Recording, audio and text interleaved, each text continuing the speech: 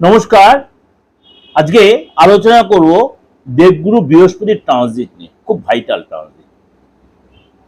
আপনাদের আমি যখন প্রোগ্রাম দিই তখন ট্রানজিট নিয়ে আলোচনা, যারা আমার নিয়মিত ভিউয়ার্স তারা জানেন, 4টে গ্রহ প্রত্যেক মাসেই ট্রানজিট হয় কম বেশি করে। সূর্য, শুক্র, বুধ, 3টে তো হয়ই, এর সাথে মঙ্গলটাও কিন্তু প্রত্যেক মাসে না হলেও মঙ্গল তো 45 দিন অন্তর অন্তর হয়, সুতরাং এটা হয়তো আপনার প্রত্যেক মাসে না হলে কিন্তু হয়। কিন্তু বৃহস্পতির এই ট্রানজিটটা কিন্তু আমাদের প্রত্যেকের জীবনে কিন্তু একটা এফেক্ট দেবে। দীর্ঘদিন পর বৃহস্পতিটা অতিচারী রূপে কর্কট রাশিতে গমন করছে, কম বেশি 12 বছর। কর্কট রাশি হচ্ছে বৃহস্পতি উচ্চ ঘর। কোন কোন রাশির 7.5 কাটবে, কোন কোন রাশির 7.5 এফেক্টটা কিছুটা কমবে। কাটবে আমি অতটা জোর গলায় বোঝে, কিন্তু প্রভাবটা অনেকটা কমবে। কারো কোনো রাশির ঢাইয়া কমবে, যেমন কুম্ভর বলুন, মিনের বলুন, মেষের বলুন, এদের 7.5 প্রভাবটা অনেকটা কমবে। এবং ধনু এবং সিংহ রাশি কিছুটা ঢাইয়ার প্রভাবটা কমবে। এবং এবং আপনার যে শনির দশা চলে থাকে, আপনার যে রাহুর দশা চলে থাকে, আপনার যে কেতুর দশা চলে থাকে, তাহলেও সেখানে কিন্তু আপনি বৃহস্পতি যে আপনার বাচ্চাটা ভালো সিচুয়েশনে থেকে থাকে, তাহলে কিন্তু এইসব আপনি যথেষ্ট ডেভেলপ করতে পারবেন। আপনি এসে যথেষ্ট ডেভেলপ করতে পারবেন। তাহলে এই বৃহস্পতি কবে ট্রানজিট হচ্ছে? এই বছর 2026 সালে 2রা জুন ভোর 2:25 বৃহস্পতি তার উচ্চ রাশি কর্কট রাশিতে গমন করবে। এখানে 30 অক্টোবর পর্যন্ত এখানেই থাকবে। এরপর চলে যাবে আপনার 31 অক্টোবর সিংহ রাশিতে। তাহলে এই যে এতদিন বৃহস্পতি তার উচ্চ রাশি কর্কট রাশিতে অবস্থান করে, 12 রাশির ক্ষেত্রে তার প্রভাব বিস্তার হবে। আজকে বলবো আপনার রাশির ক্ষেত্রে কি প্রভাব পড়ছে, চলুন তো একটু আলোচনা। কারণ আমরা জানি বৃহস্পতি 3 দৃষ্টি, কম বেশি আমরা অ্যাস্ট্রোলজি ঘাটাঘাটি করি, কম বেশি জানি প্রত্যেকটা গড়ি দৃষ্টি আছে, খালি কেতুর দৃষ্টি ছাড়া। কেতুর কোনো দৃষ্টি হয় না, তাতে সব কম বেশি সব গড়ি দৃষ্টি। তেমনি বৃহস্পতির 3 দৃষ্টি রয়েছে, পঞ্চম দৃষ্টি, সপ্তম দৃষ্টি, নবম দৃষ্টি। এবার আপনার রাশির ক্ষেত্রে কোন ঘরের পঞ্চম দৃষ্টি কোন ঘরের প্রভাব পড়বে, সপ্তম দৃষ্টি কোন ঘরে প্রভাব পড়বে, তার ক্ষেত্রে কি পজিটিভ আর নেগেটিভ হবে। নবম দৃষ্টি আপনার রাশির থেকে নবম দৃষ্টি কোন ঘরে প্রভাব ফেলবে, তার জন্য আপনার ক্ষেত্রে কি প্রভাব পড়বে। চলুন তো একটু আলোচনা করি এবার ডিটেলে। তাহলে আপনার জন্য কি প্রেজেন্টেশন, কি নিয়ে সারপ্রাইজ নিয়ে বসে আছে দেবগুরু বৃহস্পতি। চলুন তাহলে কথা না বাড়ি একটু আলোচনা করে নিই। কর্কট রাশির আপনার জন্য বৃহস্পতি ট্রানজিট কি অপেক্ষা করে আছে। আপনার রাশিতে কিন্তু দেবগুরু বৃহস্পতি অধিষ্ঠান করবে 2nd জুন। সুতরাং আপনার যদি কোনো নেগেটিভ অরা থেকে থাকে, নেগেটিভ অরা বা দোষ যাকে বলে, সেগুলো কিন্তু অনেকটাই প্রশমিত হবে। আপনাদের পজিটিভ ভাইব্রেশন তৈরি হবে। যে কাজে যাচ্ছেন হচ্ছিল না সেই কাজে আপনি সাকসেস পাবেন। ভালো লোকের সাথে আপনার সুসম্পর্ক তৈরি হবে।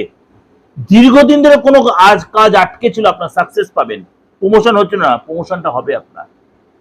মা বাবার সাথে সুসম্পর্ক, পৈতৃক সম্পত্তির লাভ হবে। ডিপ্রেশন টেনশন কাটবে, শরীর স্বাস্থ্য ভালো হবে, ব্যথা বেদনা কমবে, ভাই বোনের মা বাবার সাথে সম্পর্ক ভালো হবে, পড়োশীদের সাথে রিলেশন ভালো হবে, নতুন করে বন্ধুত্ব তৈরি হবে। আপনার পেটের প্রবলেম, ঘুম কম, এগুলো যে ছিল, অনেক রাত অবধি জেগে থাকা, হেলথ ডিস্টার্ব, আপনার হিডেন পার্সে কোনো প্রবলেম, এগুলো কিন্তু অনেকটা আপনি কাটিয়ে উঠতে পারবেন। মানসিক যে কষ্ট সেটা কমবে। হেলথ আগেতে ঠিক হবে। যোগা, জিম এগুলো আপনি করবেন, বাট আপনার নেগেটিভ অরাটা কাটবে। আপনার হ্যাবিটটা গুড হ্যাবিট হবে। গুড হ্যাবিট হবে, মানে ব্যাড হ্যাবিট কেটে গিয়ে আপনার মধ্যে গুড হ্যাবিট হবে। অর্থাৎ বৃহস্পতির ট্রানজিট আপনার জন্য কিন্তু বেশ পজিটিভ হবে। আপনার বিদ্যা এবং কেরিয়ারে চেঞ্জ। বৃহস্পতি 3 দৃষ্টি, পঞ্চম দৃষ্টি, সপ্তম দৃষ্টি, নবম দৃষ্টি। পঞ্চম দৃষ্টি আপনার পড়বে সন্তান ভাবে। অর্থাৎ যারা বিয়ে করেছেন, এই সময় কিন্তু সন্তানের প্ল্যান যে করে সন্তান লাভ হবে। বা আপনার সন্তান রয়েছে, সন্তান যা ডেভেলপ হবে, সন্তানের গুড নিউজ পাবেন, সন্তানের সুসম্পর্ক হলে সন্তানের উন্নতি, বিদ্যা কেরিয়ার সন্তানের কাছে গুড নিউজ পাবেন। এবং এই সময় কিন্তু আপনার সন্তান বেশ পজিটিভ জায়গায় যাবে। সপ্তম দৃষ্টি আপনার সপ্তম ভাবে। যারা অবিবাহিত রয়েছেন তারা বিয়ে হয়ে যায় প্রবল চান্স। প্রেম করছে, বাড়ির লোক মানছিল না, সেই প্রেম মেনে নেবে, প্রেমটা বিয়েতে রূপান্তরিত হবে।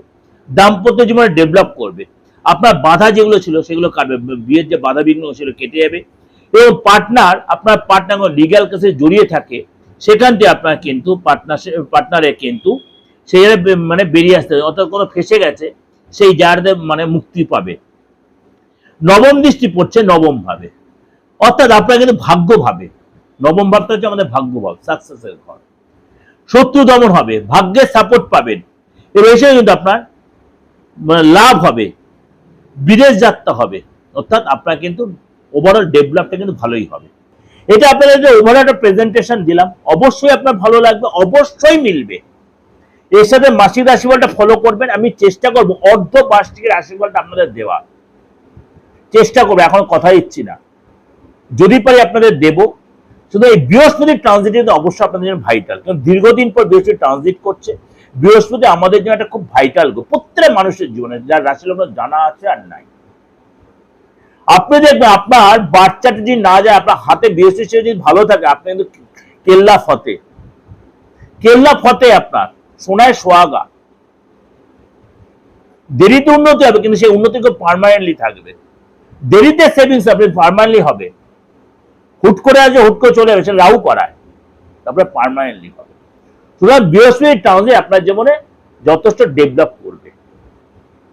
যদি দেখছেন আপনারা কোনো অসুবিধায় পড়ছেন, হাতটা দেখাতে চাইছেন ক্লিয়ারলি, আসতে পারেন, হাতের ছবিটা তুলে পাঠাতেই পারেন, দেশের যে কোনো প্রান্ত থেকে বা বিদেশ থেকেও যারা পাঠাচ্ছেন, অবশ্যই সেটা ফিজ দিয়ে বা রেমুনারেশন।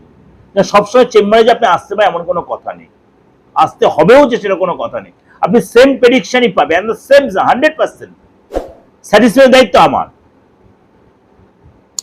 ওটা আমার উপর ছেড়ে দিই। আমি স্যাটিসফাই, আমি কেউ কথা আমি জানি, ওই 2-4 মিনিট কথা বলে আমি ছেড়ে দিই না, ওটা আমার রেসপন্সিবিলিটি। আপনি আমাকে ফিজ দেবেন, দ্যাটস মাই রেসপন্সিবিলিটি। আর বাকি রইল বাস্তু। যদি মনে করেন আপনার বৃহস্পতির দিকটা ডিস্টার্ব হয়েছে, বৃহস্পতির দিকটা কোন দিকটা জানেন তো? ঈশান কোণটাকে বলে আমাদের বৃহস্পতির দিক। বৃহস্পতির দিক হচ্ছে ঈশান কোণটা, সেই জায়গায় ডিস্টার্ব থাকে। এই বৃহস্পতির ট্রানজিট আপনি সেটা প্রতিকারটা করে দেবেন, কোনো উইদাউট ডিমোলাইজড আপনি কিন্তু সেটা কাজে লাগাতে পারেন। আপনি ফ্ল্যাট কালচারে আছেন, আপনি বাড়িতেই আছেন, ডিমোলাইজ করতে হবে না, আপনি ঠিক করে দিতে পারেন, অবশ্যই সেটা কাজে লাগান। ভালো থাকবেন, নমস্কার।